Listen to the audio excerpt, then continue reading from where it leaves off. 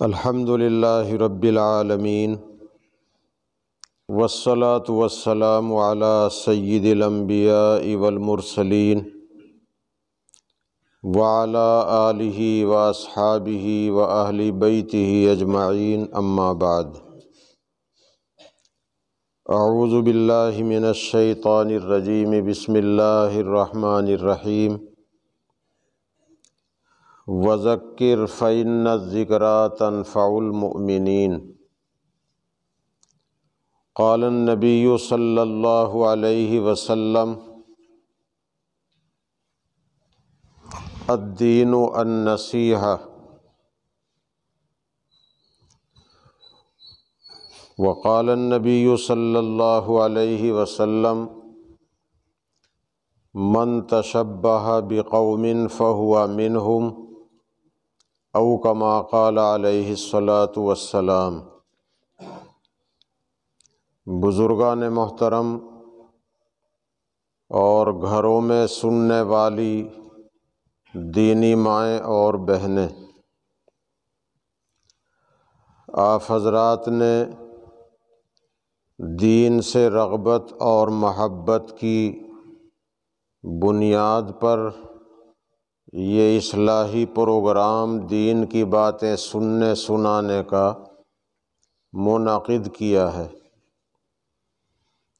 اور ماشاءاللہ بچے بھی، جوان بھی، عمر رسیدہ اللہ کے بندے بھی، اور معلوم ہوا کہ عورتوں کی بھی خواہش تھی کہ پروگرام مائک میں ہو، تو سبھی قسم کے اللہ کے مومن بندوں نے اپنی چاہت کا ثبوت پیش کیا ہے۔ اللہ تعالی ہم سب کے لیے قبول فرمائے۔ میں نے قرآن کریم کی ایک آیت پڑھی ہے، اس آیت میں اللہ تعالی نے سرکار دو عالم صلی اللہ علیہ وسلم کو یہ حکم دیا کہ اے پیغمبر، آپ نصیحت کرتے رہو۔ نصیحت ایمان والوں کو نفع پہنچاتی ہے۔ تو اللہ جل شانہ کا کہنا یہ ہے کہ نصیحت ایمان والوں کو نفع پہنچاتی ہے، وہ ایمان والے مرد ہوں یا عورت، اور نوجوان ہوں یا عمر رسیدہ ہوں، اور بچے ہوں یا بڑے ہوں، نصیحت سے ایمان والوں کو نفع پہنچتا ہے۔ ہم سب اس بات کو جانتے ہیں کہ اللہ کا کلام سچا ہے، اللہ بھی سچا ہے، اللہ کا کلام سچا ہے، اللہ کا نبی سچا ہے، اور اللہ نے یہ بات کہی ہے کہ نصیحت ایمان والوں کو نفع پہنچاتی ہے۔ نفع پہنچانے کا مطلب یہ ہے کہ ہم جو اپنے نفع کی بات سنیں، دین کی بات سنیں، تو ہمارے اندر عمل کرنے کا جذبہ پیدا ہو، اور ہم اپنے نفع کی بات پر عمل کرنے والے بنیں۔ یہ ہمارے ایمان کا تقاضا ہے۔ اب ہم یہ دیکھتے ہیں کہ ہمارے سامنے نصیحتیں تو بہت آتی ہیں، لیکن ہم نصیحت پر 100% عمل نہیں کر پاتے۔ اللہ کا کلام یہ ہے کہ نصیحت ایمان والوں کو نفع دیتی ہے، اور ہم اپنے حالات کو دیکھ کر یہ سمجھتے ہیں کہ ہمیں نصیحت سے زیادہ نفع نہیں پہنچتا، کیونکہ جتنا عمل ہمیں کرنا چاہیے ہم عمل نہیں کر پاتے۔ ہم پڑھ لیتے ہیں، سن لیتے ہیں اور جان لیتے ہیں، لیکن عمل پہ نہیں آتے۔ تو نصیحت نے ہمیں فائدہ نہیں پہنچایا، حالانکہ اللہ کہتا ہے کہ نصیحت ایمان والوں کو نفع دیتی ہے۔ تو اللہ تو سچا ہے، اللہ کا کلام بھی سچا ہے، یہ کہنا پڑے گا، ماننا پڑے گا کہ نصیحت سے نفع تو ضرور پہنچتا ہے، لیکن ان ایمان والوں کو 100% نفع پہنچتا ہے جن کا ایمان کامل اور مکمل ہو۔ ہم اللہ کے کرم سے ایمان والے ہیں، اور ایمان چاہے سرسوں کے دانے کے برابر بھی ہو، یہ ایمان انشاءاللہ جنت دلوائے گا، چاہے گناہوں کی سزا پا کر جنت ملے۔ لیکن اگر رائی کے دانے کے برابر بھی ایمان ہوا تو جنت ضرور ملے گی۔ اللہ پاک شروع میں بھی دے سکتا ہے، اور اگر دودھ کا دودھ پانی کا پانی کرنے پہ آیا کہ میں تو تمہیں گناہوں کی سزا ضرور دوں گا، تمہاری نیکیاں برائیاں تولوں گا، تو پھر اللہ پاک جہنم میں سزا دے کر لوہار کی بھٹی کی طرح صفائی کر کے پھر ایمان والے کو جنت ضرور دے گا، اگر ایمان تھوڑا سا بھی ہو۔ ایمان گھٹتا بھی ہے، بڑھتا بھی ہے۔ اگر اعمال اچھے ہوں، نماز کی پابندی ہے، برائیوں سے پرہیز ہے، شریعت اور سنت کی پابندی ہے، تو ایمان بڑھتا ہے۔ اور اگر ایمان کے ساتھ گناہ بھی کرتا ہے، نمازیں چھوڑتا ہے، اللہ کے دوسرے احکام کی پابندی نہیں کرتا، برائیاں کرتا ہے، تو ایمان گھٹتا بھی ہے، اور کبھی کبھی ایمان بالکل ختم بھی ہو جاتا ہے۔ اللہ تعالی حفاظت فرمائے، ایمان کبھی کبھی سلب بھی ہو جاتا ہے، بالکل ختم بھی ہو جاتا ہے، حتیٰ کہ گناہ کرتے ٹائم بھی ایمان سینے سے نکل جاتا ہے۔ حدیث شریف میں ہے کہ جب ایمان والا کوئی بڑا گناہ کرتا ہے تو اس وقت بھی ایمان اس کے سینے سے نکل جاتا ہے، لیکن اس کے اوپر شامیانے کی طرح رہتا ہے، اور جب یہ گناہ سے فارغ ہو جاتا ہے تو وہ ایمان پھر اس کے سینے میں آ جاتا ہے۔ تو تھوڑی دیر کے لیے تو ایمان جب بھی نکلتا ہے جب ایمان والا کوئی بڑا پاپ اور بڑا گناہ کرتا ہے، اور کچھ برائیاں ایسی ہیں کہ ان برائیوں کی نحوست کی وجہ سے ایمان سلب ہو جاتا ہے، پھر وہ سینے میں آتا نہیں، اور آدمی کا خاتمہ ایمان پر نہیں ہوتا بلکہ بے ایمانی کی حالت میں مرتا ہے۔ ان میں سے ایک برائی ہے اپنے ماں باپ کو دکھی کرنا، اپنے ماں باپ کو ستانا، اور ان کی بد دعا لینا، انہیں خوش نہ رکھنا۔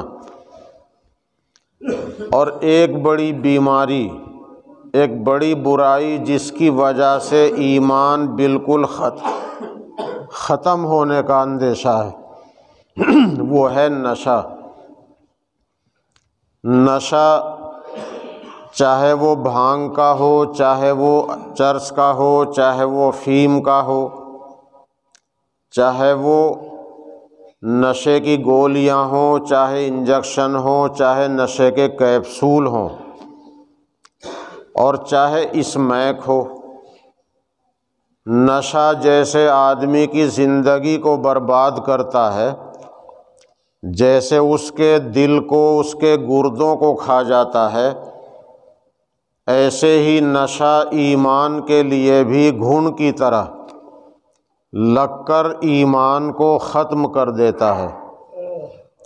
اور حدیث شریف میں یہ مضمون آیا ہے کہ نشہ کرنے والا زیادہ تر بے ایمانی کی حالت میں مرے گا۔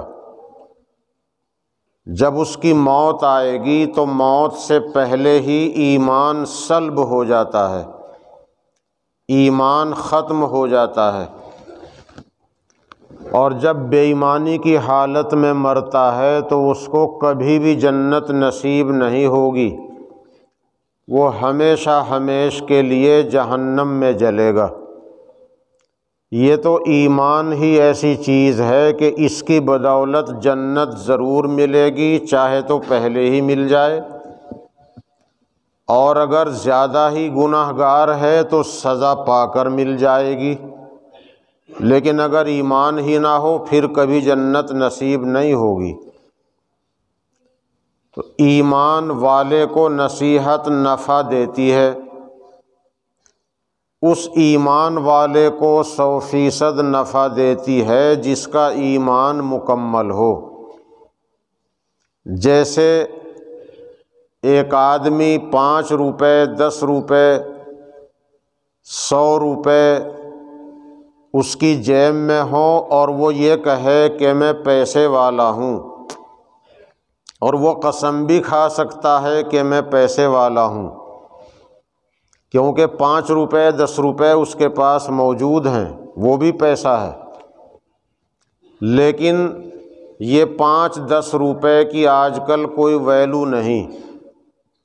پیسے والا وہ ہے جو لاکھ پتی ہو یا اس سے بھی اوپر ہو۔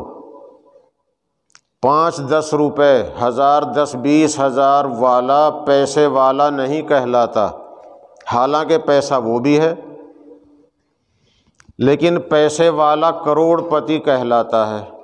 لاکھ پتی آدمی ہو وہ پیسے والا ہے۔ تو اسی طرح ہم کمزور ایمان والے بھی ایمان والے ہیں، اور یہ ایمان بھی انشاءاللہ نفع تو ضرور دے گا، لیکن اگر نشہ کر کے اس مہک میں الجھ کر نشے کی گولیاں کیپسول وغیرہ ایسی برائیوں میں لگ کر اگر اس ایمان کو بھی کھو دیا تو پھر تو ہم نے جہنم ہی کما لی۔ اگر ایمان کو بچا لیا تو انشاءاللہ جنت ضرور ملے گی۔ تو اب ہم کمزور ایمان والے ہیں، ایمان والے ضرور ہیں مگر ہیں کمزور ایمان والے، اس لیے کہ سرکار دو عالم صلی اللہ علیہ وسلم نے کامل ایمان والے ہونے کی بہت ساری پہچان بتائی۔ المسلم من سلم المسلمون من لسانہ ویدہ، کامل مسلمان وہ ہے جس کی زبان سے جس کے ہاتھ سے دوسروں کو تکلیف نہ پہنچے۔ فرمایا مومن کامل وہ ہے کہ جس کے پڑوسیوں کو اس سے کوئی دکھ نہ پہنچے، اور پڑوسی کو پڑوسی سے دکھ پہنچتا ہے، چاہے پڑوسی گھر کا ہو، چاہے بیٹھک کا ہو، چاہے کھیت کا ہو، اور چاہے مجلس میں پاس بیٹھنے والا ہو۔ تو اگر پڑوسی کو پڑوسی سے دکھ پہنچا اور معافی تلافی کر لی اور آگے کے لیے ہنسی خوشی رہنے لگے تو یہ چیز اللہ کے یہاں پسندیدہ ہے۔ فرمایا کامل مومن وہ ہے کہ جس کے پڑوسیوں کو اس پر اتنا بھروسہ ہو کہ اپنی جان، اپنی عزت، اپنا مال پڑوسی کے بھروسے چھوڑ دیتے ہوں کہ میں اگر گھر نہ رہوں تو میری عزت، میری بیٹیاں، میری بہنیں، میری بہویں میرے غیر حاضر ہونے کی صورت میں بھی اتنی محفوظ رہیں گی جتنی محفوظ میرے سامنے بھی نہیں رہتی۔ میرا پڑوسی میری عزت کی حفاظت میرے سے زیادہ کرتا ہے، میرا پڑوسی میرے مال کی دیکھ بھال میرے سے بھی زیادہ کرتا ہے، اگر پڑوسی کو اتنا بھروسہ پڑوسی پر پڑوسن پر نہیں ہے تو ایمان مکمل نہیں۔ اور پڑوسی چاہے کسی بھی مذہب کا ماننے والا ہو، چاہے وہ خاندان کا ہو، برادری کا ہو، دوسرے مذہب کا ہو، پڑوسی کوئی بھی ہو، کامل ایمان اس شخص کا ہے کہ جس کے پڑوسی اس سے بہت خوش رہتے ہوں۔ اور یہ بات گارنٹی کی ہے کہ زیادہ تر پڑوسی سے خوش نہیں رہتا، تو جب پڑوسی سے خوش نہیں رہتا تو ابھی ایمان مکمل نہیں۔ اس لیے میں نے کہا کہ ہم کمزور ایمان والے ہیں۔ تو ایسا ہی ہے جیسے 5 روپے والا دعویٰ کرے کہ میں پیسے والا ہوں، مگر وہ 5 روپے کی کوئی حیثیت نہیں ہے۔ اسی طرح ہم ایمان والے ہیں مگر ایمان ہمارا کمزور درجے کا ہے۔ کامل ایمان صحابہ کا تھا، صحابہ کرام کا ایمان اور ان کے بعد والے بزرگوں کا ایمان مکمل درجے کا تھا۔ انہیں نصیحت نفع دیتی تھی، ہمیں اتنا نفع نہیں پہنچاتی جتنا نفع ان لوگوں کو پہنچتا تھا۔ ان کے لیے ایک آیت قرآن کی اور ایک نصیحت کافی ہو جاتی تھی۔ اس کی مثال حضرت عمر رضی اللہ تعالیٰ عنہ کے زمانے میں ایک فوج گئی اللہ کے مخالفوں سے مقابلے کے لیے، انگریزوں سے جو اس وقت ایمان اور اسلام کے مخالف تھے، اللہ کے مخالف تھے، ان سے لڑنے کے واسطے حضرت عمر کے زمانے میں ایک فوج گئی۔ ان لوگوں نے اس فوج کو برباد کرنے کی ایک تدبیر سوچی۔ انہوں نے پلان بنایا کہ اپنی جوان لڑکیوں کو سجا بجا کر اور زیور پہنا کر مسلمان فوجیوں کے راستے کے کنارے کھڑی کر دیں اور اپنی لڑکیوں سے کہہ دیں کہ اگر مسلمان سپاہی فوجی تمہیں کوئی جھوٹ اشارہ کرے تم سچ مچ اس کے اشارے پر چلی جانا۔ ایسے بھی لوگ دنیا میں تھے اور ہیں، اور جو اپنی بچیوں کو بناؤ سنگار کر کے باہر گھماتے ہیں اور باہر جانے کی اجازت دیتے ہیں، وہ قریب قریب اسی جماعت کے لوگ ہیں جو اپنی لڑکیوں کو زینت زیور سے آراستہ کر کے بے پردہ باہر بھیجتے ہیں۔ اس لیے کہ اللہ جل شانہ کا منشا نہیں ہے، جس نے انسان کو بنایا ہے اس کا منشا نہیں کہ عورت بے پردہ گھر سے باہر نکلے۔ بنانے والا اپنی بنائی ہوئی چیز کو زیادہ جانتا ہے۔ بنانے والا کہہ رہا ہے کہ 9 برس کے بعد لڑکی کبھی بھی بالغ ہو سکتی ہے، ہم کہہ رہے ہیں کہ 18 سال پہ بالغ ہوگی، اور اللہ جو بنانے والا ہے وہ کہتا ہے نہیں 9 سال کے بعد کبھی بھی بالغ ہو سکتی ہے۔ اس لیے 9 برس کے بعد بچیوں کی احتیاط کرو، انہیں پردہ سکھا دو۔ تو اللہ جل شانہ اور اللہ کے رسول کا منشا یہ نہیں۔ اور جب لڑکیوں کو گھر کی زینت نہیں بلکہ بازار کی زینت بنایا، اسکولوں کی زینت اور رونق بنایا، تو نقصان ساری قوم نے دیکھا۔ اس کا نقصان پوری قوم دیکھ رہی ہے، مانے یا نہ مانے۔ تو عیسائیوں نے یہ پلاننگ کی کہ مسلمان فوج فلاں تاریخ میں اس مورچے پر جائے گی، ہم اپنی لڑکیوں کو سجا بجا کر زیور پہنا کر کنارے کھڑا کر دیں گے اور اپنی لڑکیوں سے کہہ دیں گے کہ مسلمان فوجی کوئی تمہیں بلائے تو چلی جانا۔ جب مسلمانوں کی فوج کے سپہ سالار کو یہ پتہ چلا تو وہ بہت گھبرائے۔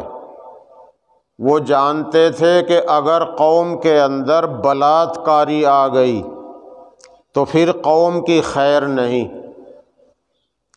تو یہ بہت ٹینشن میں پڑ گئے اور مدینے میں خط لکھا حضرت عمر کے پاس کہ میں بہت پریشانی میں ہوں، ہماری فوج کو تباہ و برباد کرنے کی پلاننگ ہو رہی ہے، اور فوجی گھر سے باہر ہیں۔ جب گھر سے مہینوں سے باہر ہیں، کیا خبر کس فوجی کا قدم پھسل جائے، اس لیے میں بہت تشویش میں ہوں۔ حضرت عمر رضی اللہ تعالیٰ عنہ نے جواب لکھا کہ آپ کو پریشان ہونے کی ضرورت نہیں، جس روز اپنی فوج کو ادھر بھیجو تو جمع کر کے قرآن کی ایک آیت سنا دینا، وَقُلْ لِلْمُؤْمِنِينَ يَغُضُّوا مِنْ أَبْصَارِهِمْ وَيَحْفَظُوا فُرُوجَهُمْ وَقُلْ لِلْمُؤْمِنَاتِ يَغْضُضْنَ مِنْ أَبْصَارِهِنَّ وَيَحْفَظْنَ فُرُوجَهُنَّ۔ یہ قرآن کی آیت کا ٹکڑا ہے، لڑکوں کے لیے بھی ہے، مردوں کے لیے بھی ہے، بہنوں بیٹیوں کے لیے بھی ہے۔ اللہ نے کہا اے نبی مسلمان لڑکوں سے کہہ دو کہ اپنی نگاہ نیچی رکھا کرو اور اپنی عزت اپنے ایمان کی اور بدن کا وہ حصہ جس کو اللہ نے شرم کا حصہ بنایا ہے اس کی حفاظت کرو۔ اے نبی لڑکیوں سے کہہ دو، میری بندیوں سے ایمان والی عورتوں سے کہہ دو نگاہ نیچی رکھا کرو اور اپنے ناموس کی اپنی عزت کی حفاظت کرو۔ حضرت عمر نے لکھا کہ یہ آیت پڑھ کے سنا دینا اور اپنی فوج سے کہہ دینا کہ مہم پر چلو۔ تو سپہ سالار نے، جنرل صاحب نے فوج کو بلا کر یہ آیت سنا دی۔ یہ فوج روانہ ہو گئی۔ عیسائیوں کی لڑکیاں اپنے حسن کا نظارہ کرنے والی راستے کے کنارے کھڑی رہیں اور کسی ایک مسلمان فوجی نے ان کی طرف کو نہیں دیکھا، کیونکہ قرآن کی آیت سن کر چلے تھے کہ نگاہ نیچی رکھا کرو۔ یہ آیت سن کر چلے تھے، ایک فوجی نے ان لڑکیوں کی طرف نہیں دیکھا۔ تو ایسی جماعت کبھی دنیا میں دیکھی نہیں گئی تھی جیسی جماعت صحابہ کی اور صحابہ کے بعد والوں کی تھی۔ دانتوں تلے انگلی دبا گئے، یہ کیسے لوگ ہیں؟ ایک سے ایک حسین خوبصورت لڑکی، ان کو جال میں پھنسانے کے لیے، شیطان کے پھندے میں ڈالنے کے لیے ہم نے کھڑی کر دی، مگر کوئی دیکھتا ہی نہیں۔ جب یہ چرچا آپس میں ہوئی تو ایک مسلمان نے نگاہ نیچی کرتے کرتے یہ بات کہی کہ ہم قرآن کی آیت سن کے چلے ہیں، اس لیے یہ فوج قرآن کی آیت کے خلاف ان لڑکیوں کی طرف نہیں دیکھ سکتی۔ پتہ چلا کہ ایمان والے جو مکمل ایمان والے ہیں ان کو نصیحت نفع ضرور پہنچاتی ہے۔ اچھا ایسا منظر ایک مرتبہ حضرت موسیٰ علیہ السلام کو بھی دیکھنے کو ملا۔ حضرت موسیٰ علیہ السلام کے زمانے میں اللہ نے انہیں حکم دیا کہ فلاں قوم سرکشی پر آ گئی اور بتوں کو پوجتی ہے، اللہ کے غیر کی پوجا کرتی ہے اور وہ سرکشی پر اتر گئی، لہٰذا ان پر حملہ کرو۔ حضرت موسیٰ علیہ السلام نے اپنی قوم کو حکم دیا، اس قوم کے اندر ایک آدمی تھا مستجاب الدعوات، اپنے زمانے کا ولی، اس کا نام تھا بلعام صنوف باورہ۔ اس نے اسم اعظم یاد کر رکھا تھا۔ اسم اعظم ایسی دعا ہے کہ جو آدمی اسے پڑھ کر دعا مانگے تو وہ دعا ضرور قبول ہوتی ہے۔ اب وہ اسم اعظم ہے کہاں، اب کسی کو پتہ نہیں۔ اللہ پاک نے اسم اعظم کو ایسے بھلا دیا جیسے محمد الرسول اللہ صلی اللہ علیہ وسلم کی پیدائش کی تاریخ کو اللہ نے ساری امت کے سینے سے نکال دیا۔ نبی کی جنم تتھی، پیدائش کی تاریخ کوئی گارنٹی کے ساتھ نہیں جانتا، یہ اللہ نے قصداً بھلائی ہے تاکہ یہ امت نبی کا جنم دن نہ منائے۔ تو اسی طرح اللہ پاک نے شب قدر کو بھلا دیا کہ شب قدر کون سی تاریخ میں ہے۔ اسی طرح جمعے کے دن تھوڑی سی دیر آتی ہے دعا کی قبولیت کی، اسے بھی اللہ نے بھلا دیا۔ ایک فائدہ بھی ہے کہ جمعے کے دن زیادہ ٹائم عبادت اور دعا میں گزرے، رمضان کی ہر رات عبادت میں گزرے، کیا خبر شب قدر کب آ جائے، یہ فائدہ بھی ہے۔ اسی طرح اسم اعظم کو اللہ نے سینے سے نکال دیا۔ بزرگوں نے نشاندہی کی ہے کہ اسم اعظم یا تو اللہ کا نام اللہ اسم اعظم ہے، یا 28ویں پارے کی دوسری سورت کے آخر میں 3 آیتیں ہیں وہ اسم اعظم ہے، یا آیت الکرسی اسم اعظم ہے، اور یا لا الہ الا انت سبحانک انی کنت من الظالمین یہ اسم اعظم ہے۔ کچھ حدیثیں بھی ہیں جن کے بارے میں آیا یہ اسم اعظم ہے، لیکن گارنٹی کے ساتھ اب کوئی نہیں بتا سکتا اسم اعظم کہاں ہے۔ وہ اسم اعظم شیطان کو یاد ہے۔ شیطان کہتا ہے کہ میں قیامت سے پہلے اسم اعظم پڑھ کر دعا کروں گا تو میرے سارے گناہ معاف ہو جائیں گے، اسے اتنا یقین ہے۔ لیکن حضور پاک صلی اللہ علیہ وسلم نے فرمایا کہ جب قیامت قریب آئے گی اللہ پاک شیطان کے سینے سے اسم اعظم کو بھلا دے گا، شیطان اسے پڑھ نہیں پائے گا، ورنہ اسم اعظم ہے ایسی چیز اسے پڑھ کے دعا مانگو قبول ہوتی ہے۔ بعض بزرگوں نے مسلمانوں سے یہ بات کہی کہ اے مسلمانوں تمہارا پیٹ اسم اعظم ہے، اگر تم حلال کھاؤ، حرام غذا نہ کھاؤ، حلال کھاؤ، بالکل پاک صاف کمائی کرو، پاک صاف غذا کھاؤ، تو تمہارا تو پیٹ اسم اعظم ہے، پھر تمہاری دعا رد نہیں ہوتی۔ دیکھو کتنے پتے کی بات کہی ہے کہ تمہیں کچھ بھی دعا یاد کرنے کی ضرورت نہیں، اگر تمہارا کھانا پینا حلال ہو تو تمہارا تو پیٹ ہی اسم اعظم ہے۔ اس لیے آج لمبی بات کرنے کا تو اتنا موقع نہیں ہے، لیکن تھوڑی تھوڑی بات جو بھی نصیحت کی آتی جائے، اپنے نفع کے لیے ہم عمل پیرا ہونے کی کوشش کریں۔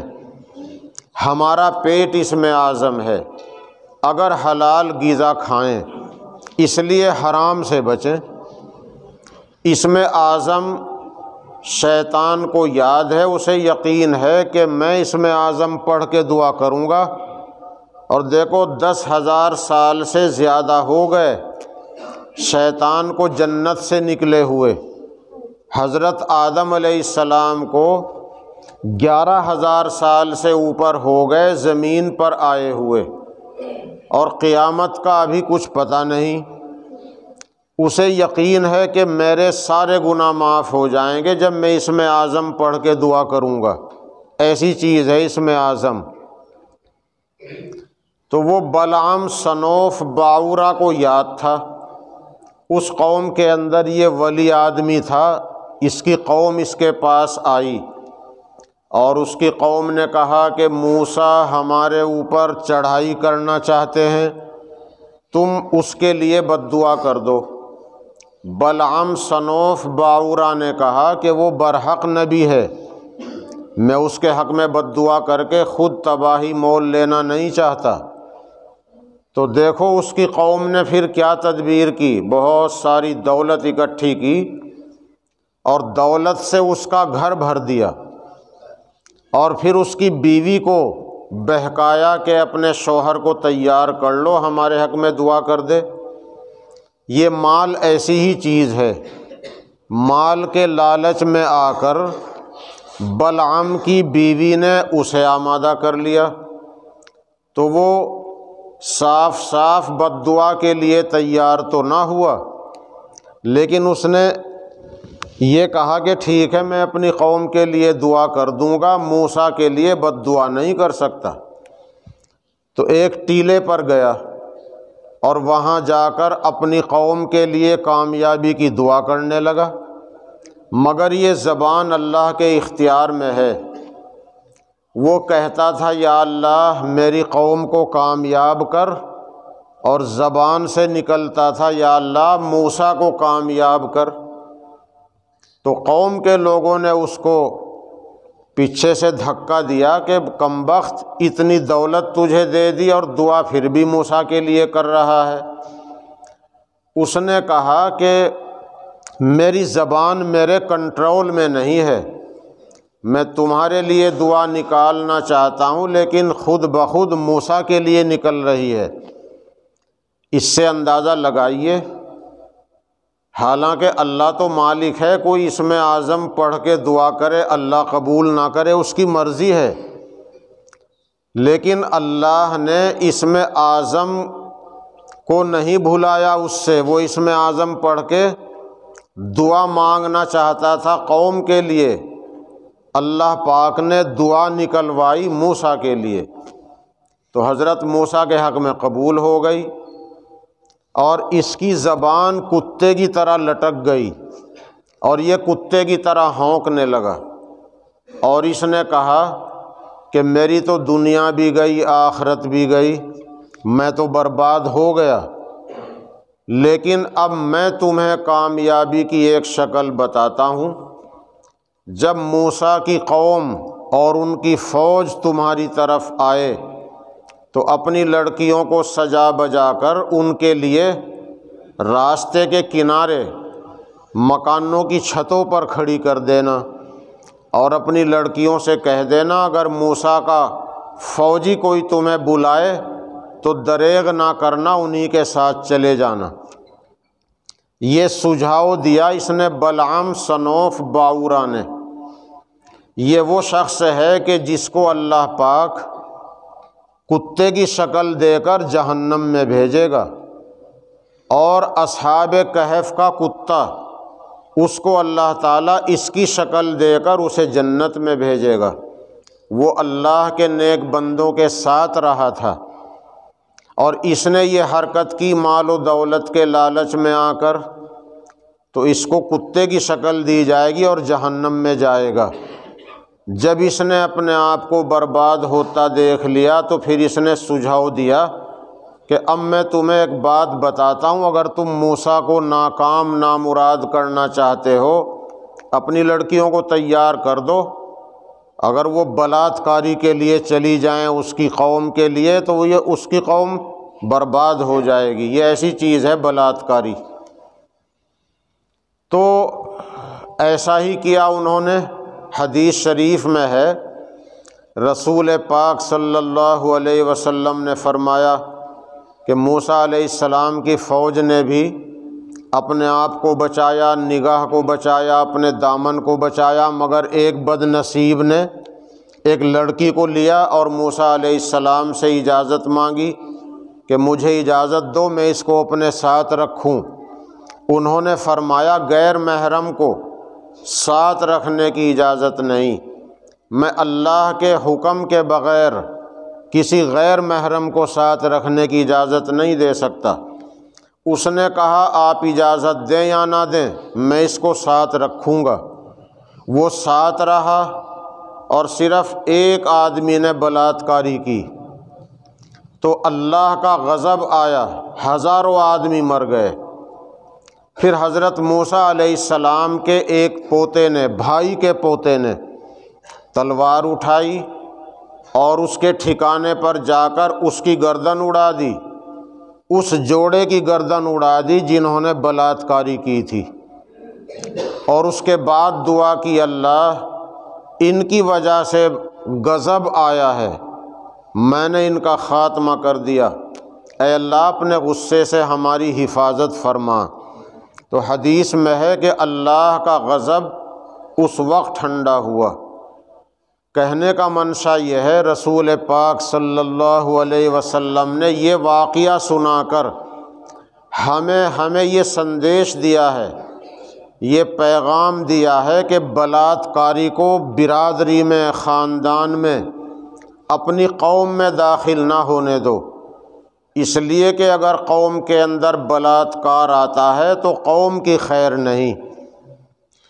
میں یہ عرض کر رہا تھا کہ نصیحت ایمان والوں کو نفع پہنچاتی ہے، اور ہمیں نفع کیوں نہیں پہنچ رہا ہے؟ ہم عمل کرنے پہ نہیں آتے۔ اصل بات یہ ہے کہ ہم اس درجے کے ایمان والے نہیں بن پائے جس درجے کے ایمان والوں کو نصیحت 100% نفع دیتی ہے۔ وہ تھے ایسے، اسی لیے ایک آیت سن کر گئے اور ایک آدمی نے بھی قرآن کی آیت کے خلاف اپنی نگاہ کو استعمال نہیں کیا۔ یہ بات، یہ نصیحت ہمارے بچوں کے لیے، ہمارے لیے بھی ہے، اور یہ قرآن کی آیت ہماری بچیوں کے لیے، ہماری بہنوں، بیٹیوں، ماؤں کے لیے بھی ہے۔ اللہ تعالیٰ اپنے کرم سے ہم سب کو عمل کی توفیق عطا فرمائے۔ یہ ہے وہ چیز، میں نے قرآن کی آیت پڑھی، اللہ کہتا ہے نصیحت کرو، نصیحت ایمان والوں کو نفع دیتی ہے۔ تو ہم ایسے ایمان والے بننے کی کوشش کریں، انشاءاللہ نصیحت سے ہمیں بھی نفع پہنچے گا۔ کئی باتیں ہمارے سامنے آئی ہیں تو ہم ان برائیوں سے اپنے آپ کو بچائیں، اپنے سماج کو بچائیں، اپنے محلے کو، اپنے گاؤں کو بچائیں۔ جن برائیوں سے گاؤں کے اندر یا خاندان میں، علاقے میں تباہی آنے کا اندیشہ ہے، جن برائیوں سے ایمان کے لیے خطرہ ہے، ان برائیوں سے اپنے آپ کو بچائیں۔ ہم اس میک کے چکر میں آ کر لاکھ پتی بننا چاہیں، اور اس میک کے چکر میں آدمی کبھی کبھی اپنی جمع بھی دے دیتا ہے، اور نشہ کرنے والے بچوں کے ساتھ لگ کر، جو بچے نشہ بھی نہیں کرتے لیکن نشہ کرنے والوں یا نشہ بیچنے والوں کے ساتھ رہتے ہیں، کبھی کبھی انہیں بھی جیل جانا پڑتا ہے، وہ بھی جیل چلے جاتے ہیں۔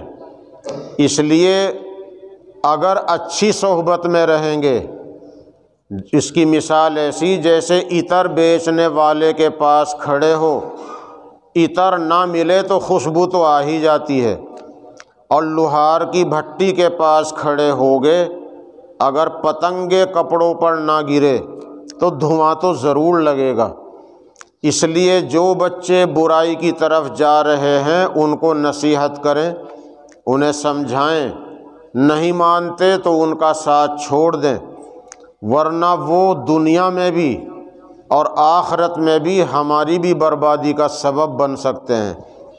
اس لیے جن برائیوں سے ہمارے لیے عزت کا خطرہ، ایمان کا خطرہ، ان برائیوں سے اپنے آپ کو بچائیں۔ اور مسلمان کا جذبہ یہ ہو کہ مجھے مال ملے، حلال ملے، چاہے وہ تھوڑا ہو۔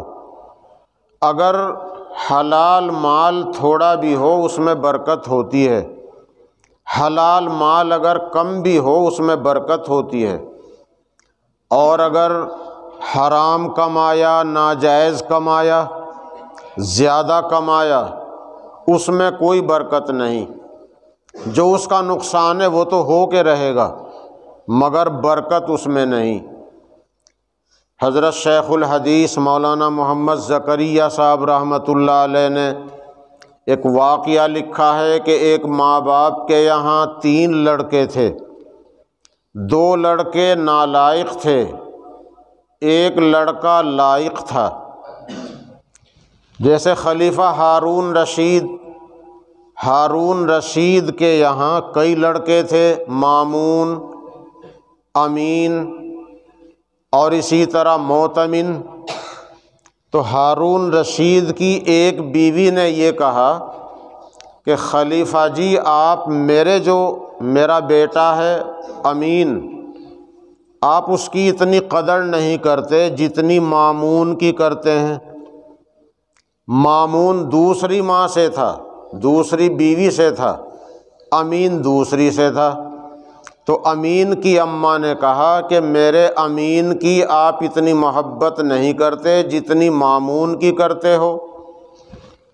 تو خلیفہ نے اس کو آزمانے کے لیے، اسے اندازہ کرانے کے لیے ایک آدمی کو بھیجا کہ امین سے بات کرو کہ جب تم بادشاہ بنو گے تو مجھے آپ کون سے عہدے پہ رکھو گے۔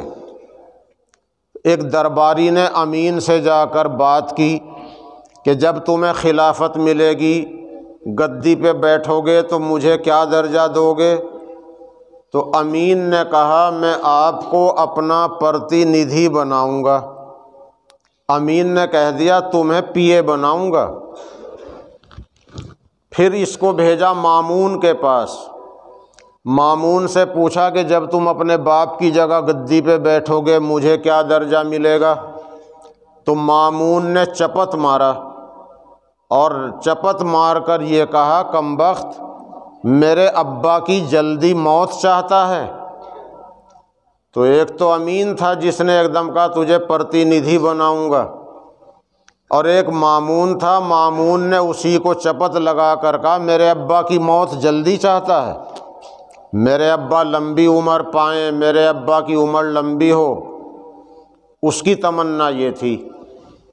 اس میں بھی ہمارے لیے نصیحت ہے کہ ہم اپنے ماں باپ کی لمبی عمر کی دعا کیا کریں، اے اللہ میرے ماں باپ کی عمر لمبی ہو لیکن میرے ماں باپ میرے بھی محتاج نہ بنے، اور میں اپنے ماں باپ کی سیوا کروں، میرے ماں باپ کی عمر لمبی ہو۔ جیسے ماں باپ اپنی اولاد کے لیے کبھی بھی دعا نہیں کرتے یا اللہ میرے بچے کو اٹھا لے، جب ماں باپ بسترے پر استنجا کرنے لگتے ہیں تو اولاد تو دعا کرتی ہے اللہ بس اب تو خاتمہ ایمان پہ کر دے، اور ماں اور باپ یہی دعا کرتے ہیں اللہ میرے بچے کو اچھا کر دے۔ یہ بہت بڑا فرق ہے۔ تو اپنے ماں باپ کی تندرستی کی، عمر کے لمبا ہونے کی دعا برابر کرتے رہنا چاہیے، اور یہ بھی ساتھ میں اللہ میرے ماں باپ محتاج نہ بنے۔ تو لکھا ہے کہ ایک ماں باپ کے یہاں 3 لڑکے تھے، 2 تو نالائق تھے، ایک لائق تھا۔ ماں باپ اپنے اپنے ٹائم پر رخصت ہوئے۔ یہ ایک لڑکا چاہتا تھا کہ میں اپنے ماں باپ کی خدمت کروں، چاہے زمین تھوڑی سی ہے میرے دوسرے بھائی رکھ لیں، مجھے اس کی کوئی چاہت نہیں، لیکن خدمت تو مجھے ہی کرنی ہے۔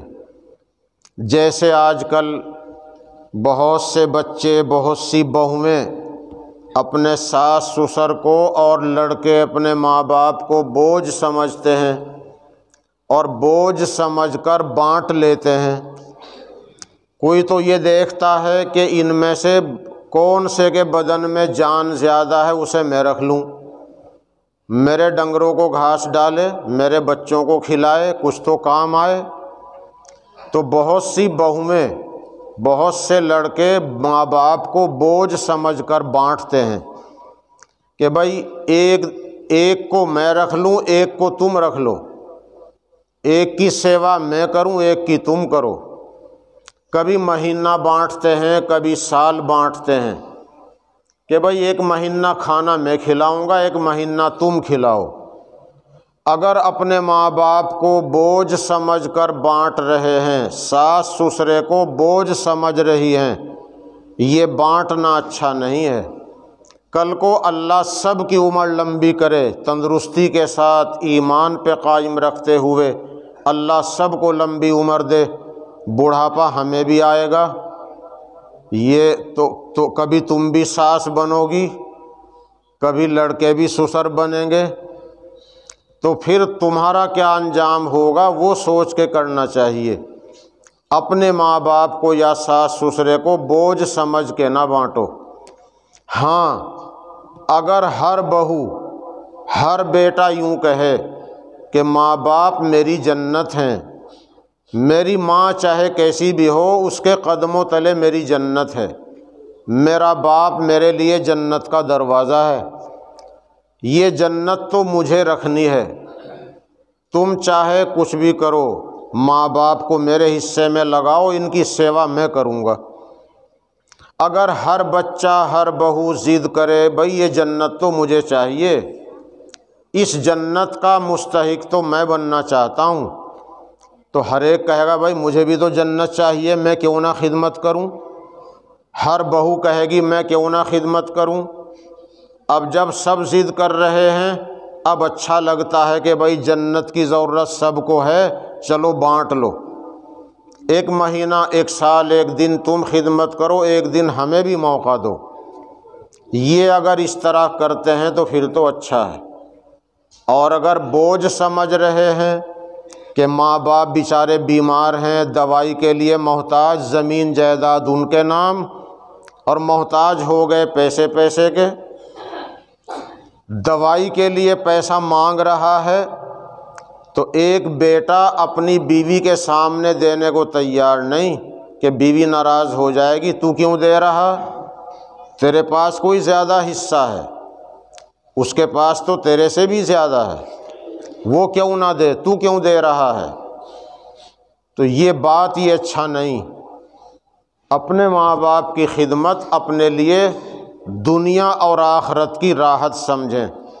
تو حضرت شیخ نے لکھا ہے کہ 2 لڑکے نالائق تھے، ایک لائق تھا، وہ کہتا تھا بھئی تھوڑی بہت جائیدادیں تم ہی رکھ لینا، لیکن خدمت ماں باپ کی میں کروں گا۔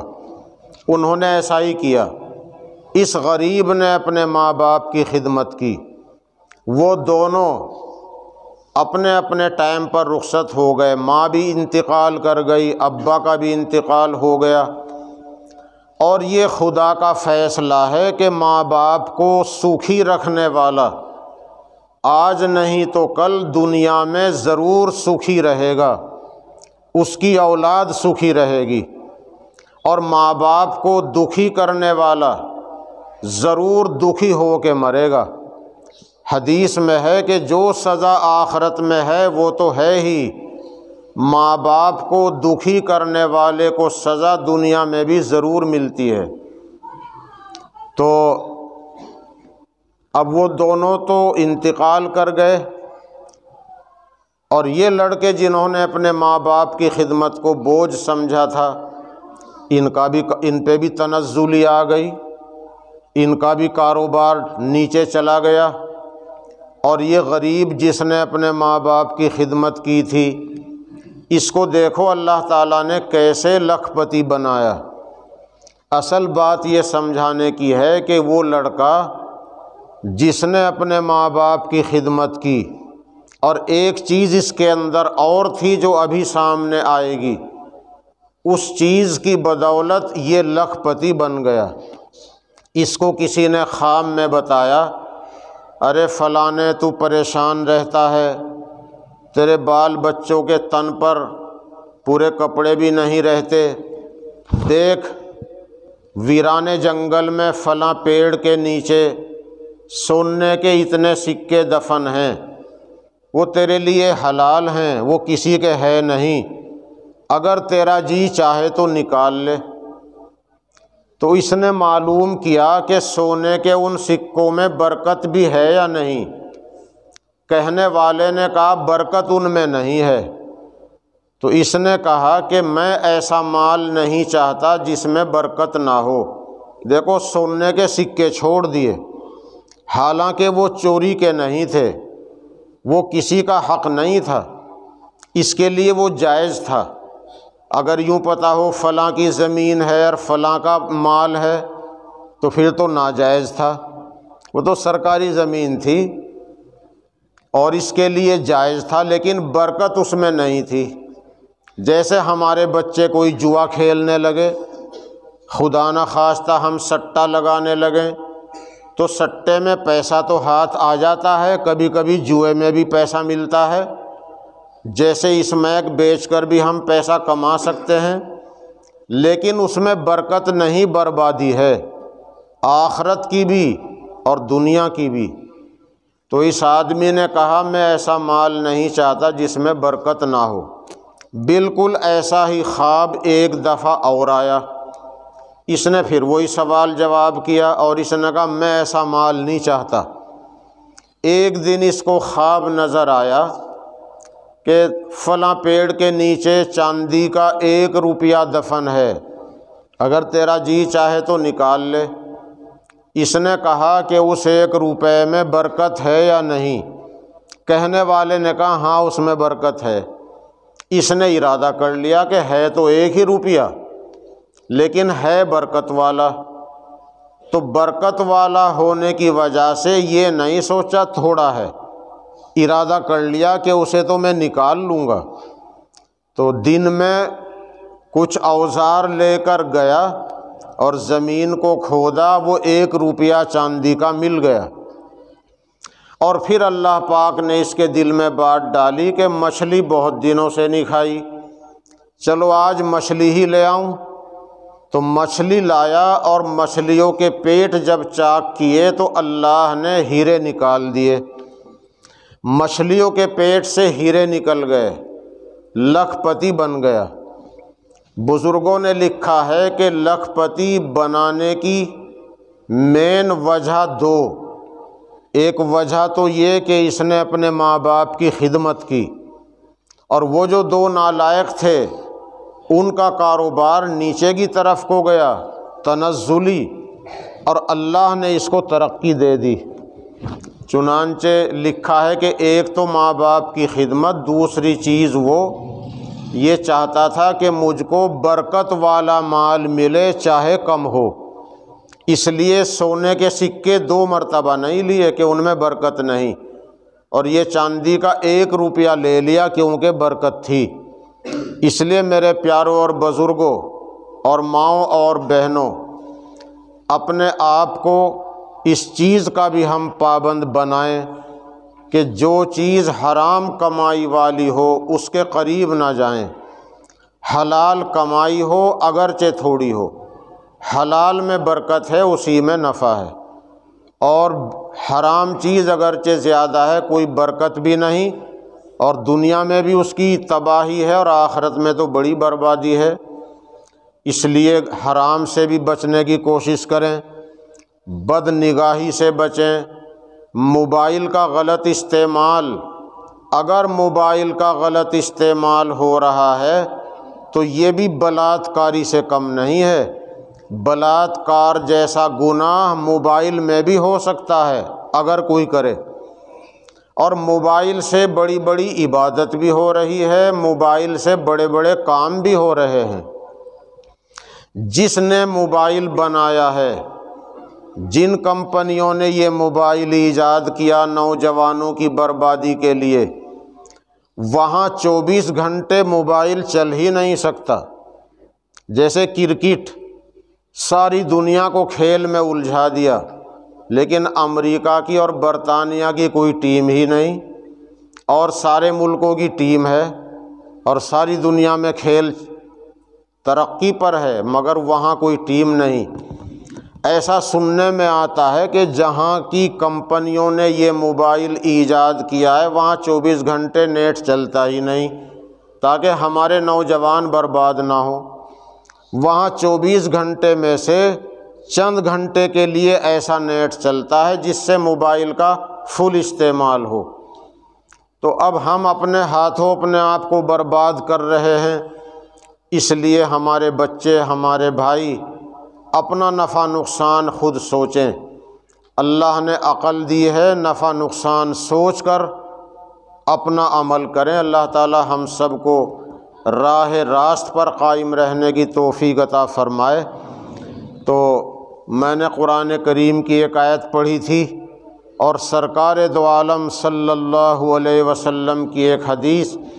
اس بچے نے، قاری صاحب نے جو نعت پڑھی تھی کہ دنیا کا فیشن دنیا والوں کو مبارک، مجھے تو رسول پاک صلی اللہ علیہ وسلم کا حلیہ اور نبی کی سنت، نبی کا طریقہ پسند ہے۔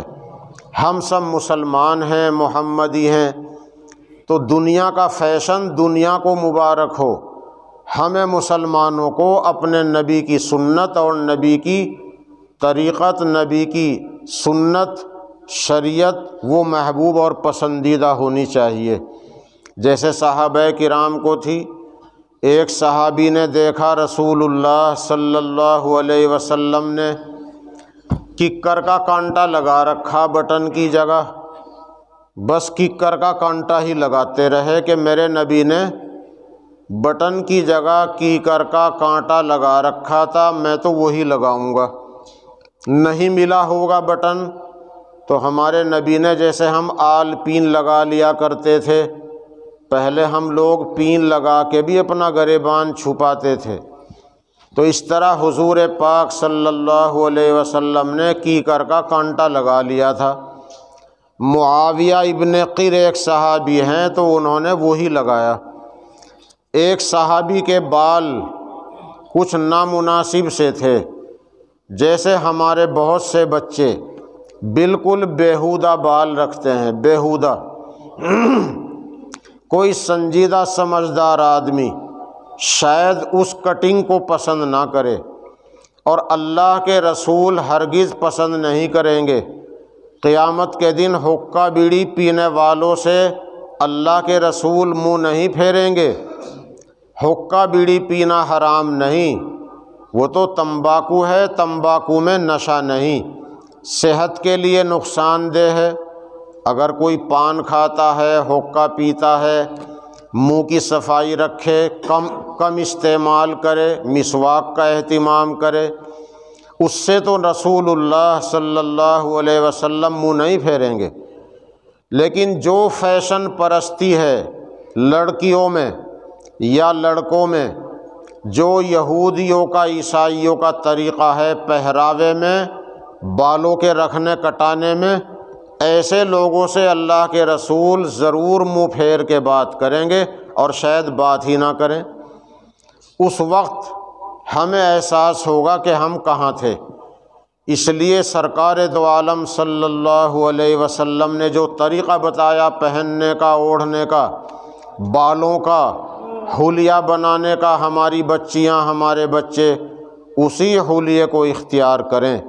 یہ کہیں سے چھوٹے کہیں سے بڑے، یہ بال شریعت میں جائز نہیں۔ اللہ کے نبی نے بال رکھے تو سارے رکھے، کندھے تک یا کان کی لو تک، کٹائے تو سارے کٹائے، کتروائے تو سارے برابر کتروائے ہیں۔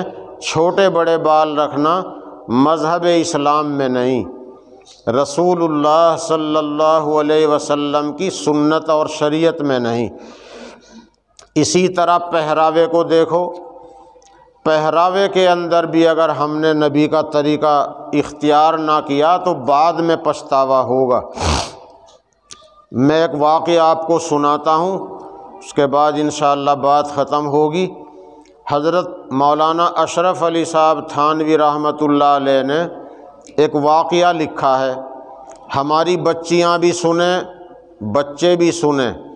پہراوا، اگر پہراوا لباس یہودیوں جیسا، عیسائیوں جیسا ہم رکھیں گے تو اس میں ہمارا کیا نقصان ہے؟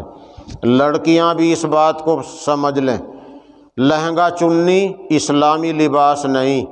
کئی ہزار روپے خرچ کرتے ہیں شادی میں، حالانکہ وہ لہنگا چنی اسلامی لباس ہے ہی نہیں۔ اسی طرح رات دن کا جو لباس لڑکیاں پہن رہی ہیں وہ سن لیں اور سمجھ لیں۔ ایک بزرگ تھے شیخ دہان، یہ انگریزوں کے کسی ملک میں رہتے تھے۔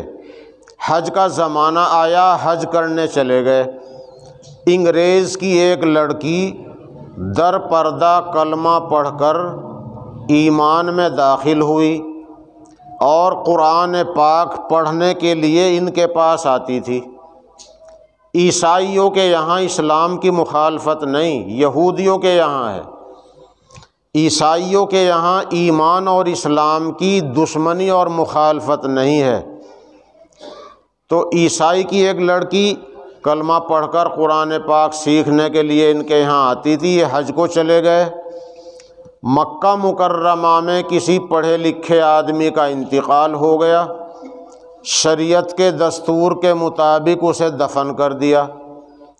پھر اس کی قبر اکھاڑنے کی نوبت آ گئی، اور مٹی ڈالنے کے بعد قبر کو اکھاڑا نہیں جاتا۔ مٹی ڈالنے کے بعد قبر نہیں اکھاڑ سکتے، جیسے جنازے کی نماز پڑھنے کے بعد پھر چہرہ نہیں کھولتے، کیونکہ جنازے کی نماز کے بعد کبھی کبھی برزخ کے دوسری دنیا کے حالات بھی چہرے پر آ سکتے ہیں، اس لیے جنازے کی نماز کے بعد چہرہ نہیں کھولنا، اور قبر میں رکھنے کے بعد بالکل بھی نہیں کھولنا، اور میت کو داہنی کروٹ پہ لٹانا ہے، کمر کو دیوار سے لگانا ہے، سینہ قبلے کی طرف کرنا ہے۔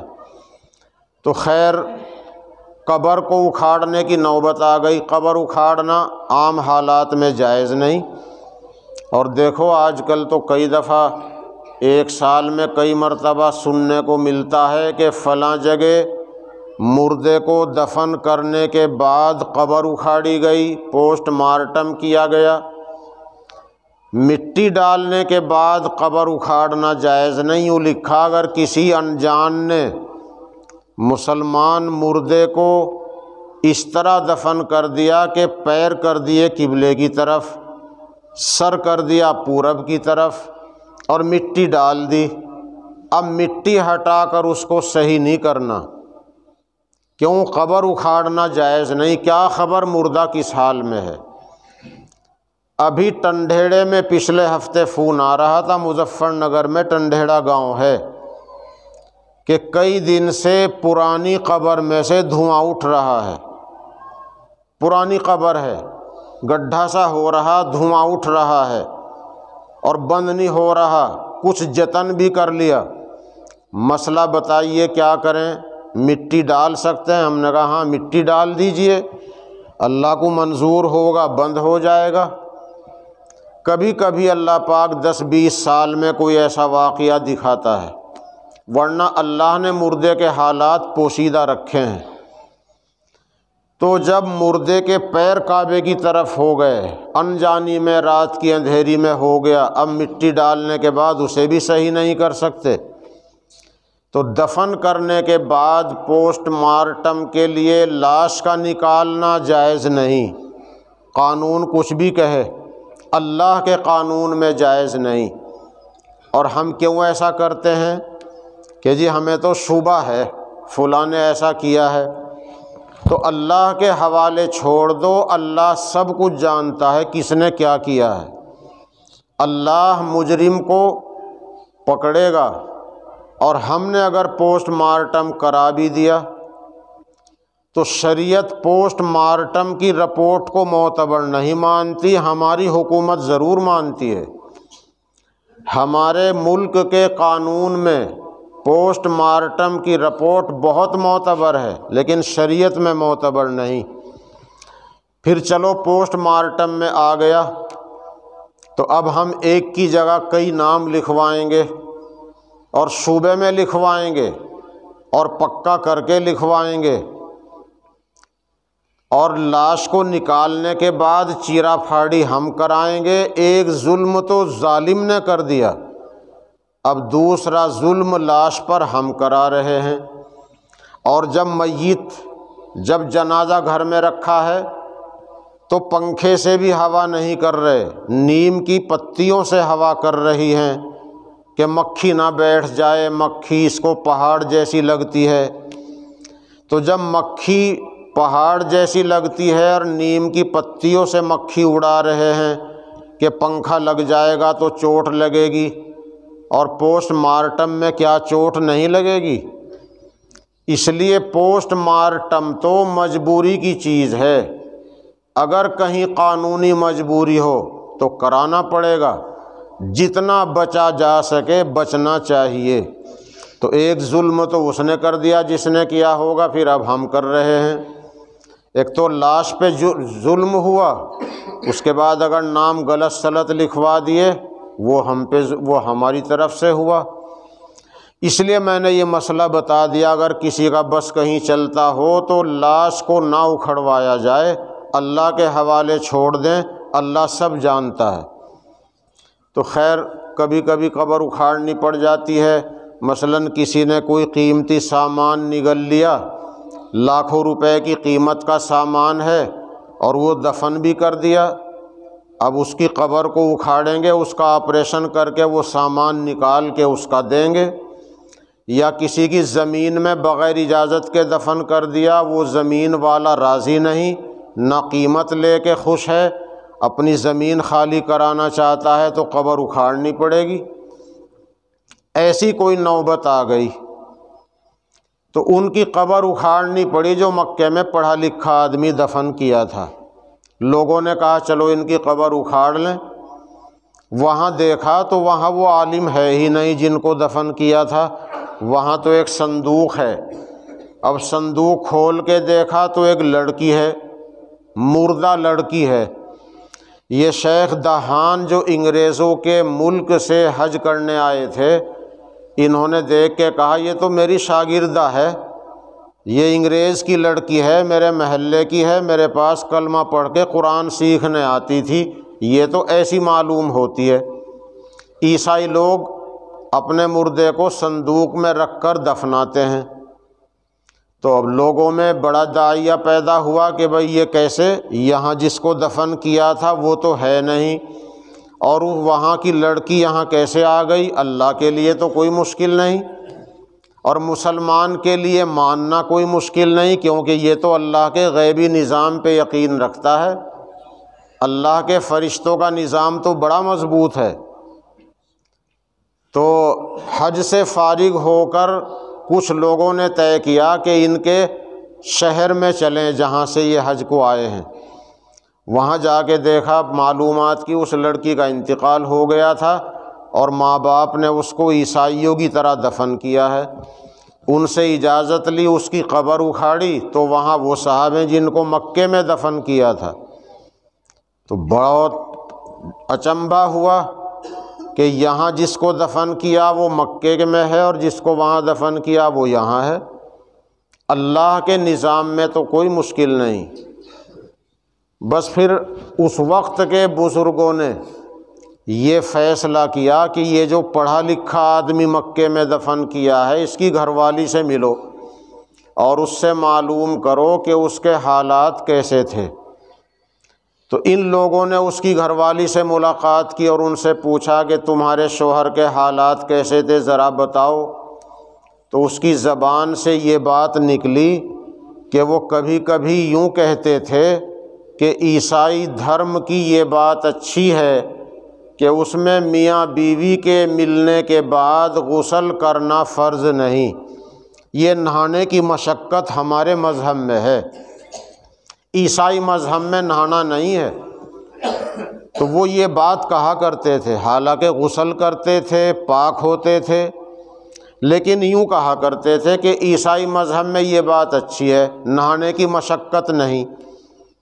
تو علماء کرام نے فیصلہ کیا بس یہی بات اللہ کو ناپسند ہو گئی، یہ جو اس نے یوں کہا ہے، تو خدائے پاک نے اس کو بھیج دیا ایسے آدمی کی قبر میں جس کو عیسائی سمجھ کے دفنایا گیا، یہ تو قیامت کے دن اٹھے گا عیسائی کی قبر سے۔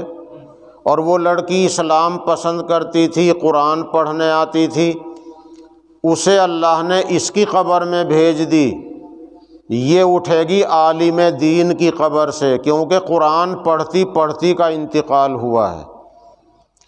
تو اس واقعے سے ہمارے لیے نصیحت ملتی ہے کہ ہم کھانا پینا پہننا اوڑھنا، اپنے سر کے بال اور رہن سہن اگر رسول پاک صلی اللہ علیہ وسلم کے طریقے کے خلاف رکھیں گے تو ہمیں ڈرنا چاہیے۔ اللہ کے نبی نے فرمایا جو کسی کا طور طریق اختیار کرے گا قیامت کے دن اس کا حشر انہی کے ساتھ ہو جائے گا۔